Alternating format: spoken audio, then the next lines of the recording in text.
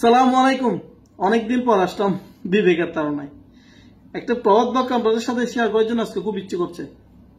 প্রবাদ বাক্যটা হলো, সুশিক্ষিত লোক মানেই সুশিক্ষিত নয়। সমসাময়িক একটা বিষয়ের সাথে এই প্রবাদ বাক্যটার অন্তর্নিহিত তাৎপর্য খুব মিল পাচ্ছি আমি। বিষয়টা কি জানেন? Airport contract. একটু বুঝিয়ে বলি কেন বললাম। আমার কাছে এয়ারপোর্ট কন্ট্রাক্ট এই বিষয়টা কখন হয় বা এই ধরনের কন্ট্রাক্ট বিষয়টা কখন আসে জানেন? আমি যতটুকু মনে করি, যখন একটি দেশের নাগরিক অবৈধ ওয়েতে অন্য একটা দেশে ভ্যালিড ডকুমেন্ট ছাড়া প্রবেশ করার চেষ্টা করে, তখন কিন্তু তার একটা দালাল চক্রকে একটা হিউজ অ্যামাউন্ট প্রদান করতে হয় সেখানে প্রবেশ করলে, যেমন আমেরিকা বা ইউরোপ কান্ট্রিতে যেটা হয়ে থাকে। কারণ আমার যুক্তি হচ্ছে, আমার প্রশ্নটা হচ্ছে, যখন আমিরাত সরকার ভিজিট ভিসা ইস্যু করার মাধ্যমে একটি দেশের নাগরিককে লিগেল ওয়েতে আসার জন্য ওয়েলকাম জানাচ্ছে, তার কাছে যখন ওই দেশে পাসপোর্ট আছে সে কেউ অবৈধ হয়? অবৈধ তো হয় না।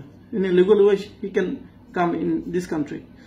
তো এই একটা বিষয়ে যখন সে বৈধভাবে দেশে প্রবেশ করার সুযোগ সৃষ্টি হয়ে গেল তার, তখন বাংলাদেশের এয়ারপোর্টের শিক্ষিত মূর্খ, যাযাবর, কসাই, মনুষ্যত্বহীন জানোয়ার, মানে কোন শব্দতে তাদের সাথে সুইটেবল আপনারা সেটা ম্যাচ করে নেবেন। তাদের কাছে আমরা কিভাবে জিম্মি হয়ে গেলাম আমি বুঝলাম না। মানে কোন রকমের সরকারি ডকুমেন্ট, কোন রকমের রিসিপ্ট কিছু ছাড়া সরকারি কর্মকর্তাদেরকে দালালের মাধ্যমে, দেশে তো দালাল মানে এত বেশি আনাগোনা, একজন ডাক্তারের সিরিয়ালে দালাল ছাড়া পাওয়া যায় না। তো দালালের মাধ্যমে একজন সরকারি কর্মকর্তাকে, তিনি কিন্তু বিসিএস ক্যাডার মাইন্ডেড, মানে প্রশাসনিক কর্মকর্তা, শিক্ষিত সমাজ, ওই শিক্ষিত ব্যক্তিকে মানে কেন ইলিগেল ওয়েতে আমরা টাকা প্রদান করতে হচ্ছে? আমরা কি স্বাধীন দেশের নাগরিক নই? একটি স্বাধীন দেশের বৈধ নাগরিক বৈধ উপায়ে ভিজিট ভিসা নিয়ে আসার সময় সরকারি কিছু কর্মকর্তা অবৈধ চাঁদাবাজদের চাঁদাবাজ কেন প্রদান করতে হচ্ছে? এ কোন দেশে বাস করছি আমরা? আমাদের কি দেখার মতো কেউ নাই? আচ্ছা, আপনাদের শিক্ষিত সমাজের কাছে একটা প্রশ্ন, একজন দেশের বেকার যুবক ভাই প্রবাসে এসে একটা যদি কর্মসংস্থানের সুযোগ সৃষ্টি হয়, সে তার পরিবার, ইনডাইরেক্টলি সমাজ তথা বাংলাদেশে কি উপকৃত হবে না? সে কি একজন রেমিটেন্স যোদ্ধা হিসেবে বাংলাদেশের রেমিটেন্স পাঠাবে না? তাহলে আপনারা যে বিভিন্ন অজুহাতে তাকে আটকে দিচ্ছেন এয়ারপোর্টে, কিংবা টাকা প্রদান করে সে যে আসতে পারে, কখনো কি চিন্তা করে দেখেছেন কারা আসছে এই সিচুয়েশনে? মধ্যবিত্ত কিন্তু গরিব শ্রেণীর ভাইরা, মানে দেশে বেকার তো এত বেড়ে গেছে, তারা চাচ্ছে এখানে এসে একটা কাজের সৃষ্টি হোক, তারা একটা কাজ করুক, তার ফ্যামিলিকে একটা সাপোর্ট করুক। কারণ মানুষ এখন অনেক সিচুয়েশন, অনেক মানে ব্যাড সিচুয়েশনের মধ্যে, যেটা এক্সপ্লেন করা যাবে না এই করোনার পরিস্থিতি স্পেশালি।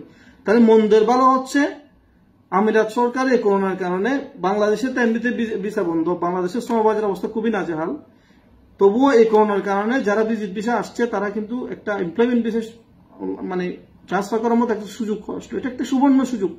আমাদের প্রশাসন থেকে শুরু করে ঊর্ধ্বতন কর্মকর্তা, তাদের উচিত ছিল এই একটা সুযোগে দেশের বেকার সমাজকে তাড়াতাড়ি ওই দেশে পার করে দাও, মানে মানে যে কোনোভাবে সাপোর্ট করে পার্শ্ববর্তী দেশের মানুষ, নাগরিকদের সাথে যেন এই বিষয়টা নিয়ে আলোচনা করি। তারা আসে, তারা আমাদেরকে হেয় করে বলে কেমন দেশের নাগরিক তোমরা? মানে তোমাদের সরকারের উচিত, যেহেতু এখানে কোন তোমাদেরকে এমপ্লয়মেন্ট ভিসা পাওয়া যায় না, হচ্ছে না, এই সুযোগে তোমাদের দেশের বেকারদেরকে একটা কর্মসংস্থান করার জন্য যাও, তাড়াতাড়ি কেউ তোমাদেরকে পার করে দেওয়া যায়। মানে সেখানে আমরা আমাদের এয়ারপোর্টের কিছু অবৈধ কর্মকর্তার কাছে জিম্মি, মানে চুক্তাকিতে অন্ধ যেজন কি বা তাকে বলি, মনের দুঃখ মনে রেখে একলা যে পথ চলি, এটা হয়ে গেল না? মানে জিনিসটা আমরা সবাই দেখছি, মানে ঊর্ধ্বতন কর্মকর্তা থেকে শুরু করে সবাই, কিন্তু আমরা সবাই কেন জানি জিনিসটা নিয়ে নিশ্চুপ। পকেট টাকাটা কি বাগবাটোয়ারা কি সবার কাছে পৌঁছে যাচ্ছে এটাই মনে করে নিব? তাহলে আমাদের এই যে মধ্যবিত্ত কিন্তু গরিব শ্রেণীর কষ্টের অর্থের টাকাটা গ্রহণ করার জন্য তাদের এই দুর্বল সময়টাকে, তাদের মানে ব্যাড টাইমিংসটাকে আপনারা মিসইউজ করছেন। লজ্জা কি নাই আপনাদের? 12টি দেশের অলরেডি মানে আমিরাত সরকার ভিসা ইস্যু করা নতুন করে বন্ধ করে দিল। কখন যে বাংলাদেশ কিংবা ইন্ডিয়া বন্ধ হয়ে যাবে তার কোনো ঠিক নাই। তাহলে এই সুযোগটাকে কাজে লাগিয়ে আমাদের কেউ পাঠানো তা না করে ওই সুযোগটাকে কাজে লাগিয়ে আপনারা কোটি কোটি টাকা আয় করছেন। সে মনি গাইস, কারণ আমরা যারা প্রবাসী, আমরা অশিক্ষিত, আমরা অর্ধশিক্ষিত, আমরা দেশের বোঝা, কিন্তু আমরা এতটুকু বুঝি, আমরা যদি এসে কিছুখানি করি আমার দেশের উপকার হবে। সেখানে আপনারা শিক্ষিতরা, বিসিএস ক্যাডাররা, আমি সবাইকে বলছি না, যারা এই ধরনের কাজ করছেন তাদের বলছি, এয়ারপোর্টে বসে লক্ষ লক্ষ টাকা হাতিয়ে নিচ্ছেন। আমি অনুরোধটা করবো একমাত্র আমাদের শেষ ভরসা বঙ্গবন্ধু তনয়া জননেত্রী মাননীয় প্রধানমন্ত্রী শেখ হাসিনার কাছে। কারণ আমি কার কাছে জানাবো? সবাই জিনিসটা জানে, কিন্তু তারা না জানার ভান করে আছে। এখানে কমিউনিটি নেতারা বলেন কিংবা বিভিন্ন সংগঠন, আমি জানি না তাদের কাজ কি, শুধু মানে বিভিন্ন দিবস পালন করা কিংবা পিকনিক পার্টি, দোকান উদ্বোধনে বরিভোজন করার মধ্যে সীমাবদ্ধ কিনা আমি জানি না। আমার মনে হচ্ছে তাই। না আমরা আজকে চুপ করে আছি কিনা? প্রবাসীদের পাশে দাঁড়ানোর মতো কি কেউ নাই? আপনারা তো অনেক গর্ব করে বলেন প্রবাসীরা আমাদের দেশের এত লক্ষ মিলিয়ন পাঠায়, আমাদের দেশে পাঠায়। তাহলে একজন বেকার ছেলে যদি এখানে আসে, সে তো পাঠাবে আমাদের মতো। মানে আমরা 10,000 20,000 টাকার জন্য জীবন যৌবন শেষ করে দিচ্ছি, আর আপনারা লক্ষ লক্ষ টাকা নিয়ে দিচ্ছেন একটা মানুষকে তার খারাপ সময়টা মিস ইউজ করে। আল্লাহর গজব পড়বে আপনাদের উপর। শুভবুদ্ধির উদয় হোক। সেই সাথে আমি প্রবাসী ভাইদেরকে অনুরোধ জানাবো, সময় এসেছে প্রতিবাদ করার। আমাদের অধিকার আমরা আদায় করতে হবে, আমাদের জন্য বলার কেউ নেই। দেশের একজন বেকার ভাই এখানে এসে কর্মসংস্থান সুযোগ সৃষ্টি হোক, এয়ারপোর্টের সেই অবৈধ কর্মকর্তারা চাচ্ছে না। তারা এই সুযোগটা ব্যবহার করে আমাদেরকে জিম্মি করে টাকা আয় করবে, এটাই তাদের মূল উদ্দেশ্য। কারণ কবরে তারা টাকা নিয়ে যাবে, জবাব দিতে হবে।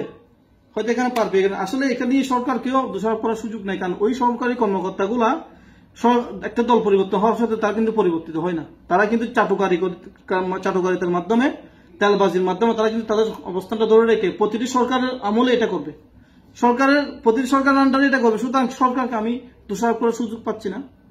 আমি ওইসব অবৈধ কর্মকর্তা শিক্ষিত সমাজকে বলবো, যারা আজকে মানে শিক্ষিত ডাকাত, শিক্ষিত বাটফার বলে আমি তাদেরকে অভিহিত করি। আপনাদের সে অবুদ্ধির উদয় হোক, একদিন যেতে হবে উপরে, মওলার কাছে হিসাব দিতে হবে। অন্তত সেই বইটুকু করেন, আর আমাদের রক্ত চুষতে থাকেন। আমরা দোয়া করি আরো চুষার সুযোগ আল্লাহ আপনাদের করে দিক। আসসালামু আলাইকুম।